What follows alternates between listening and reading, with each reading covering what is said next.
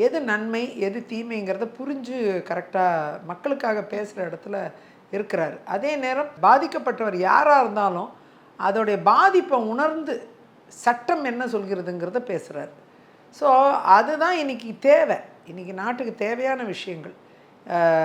போதைப்பொருள் பிரச்சனையாக இருக்கட்டும், சிறுமிகள் கடத்தப்பட்டு கொல்லப்படுவதாக இருக்கட்டும், எல்லா விஷயங்களையும் பேசக்கூடிய இடத்துல அவரும் இருக்கார். அந்த பார்வைங்கிறது பெண்களையும் பெண் குழந்தைகளையும் மையப்படுத்தி இருக்கக்கூடிய பார்வை எனக்கு ரொம்ப இவங்கள்ட்ட பிடிச்சிருக்கு. அதை ப்ரெஷசைட் பண்ணிட்டு போகல. இப்போ கவர்மெண்ட் இது இருக்குது அதனால் ப்ரெஷசைட் பண்ணிட்டு போகிறதோ, central government law and order வராது.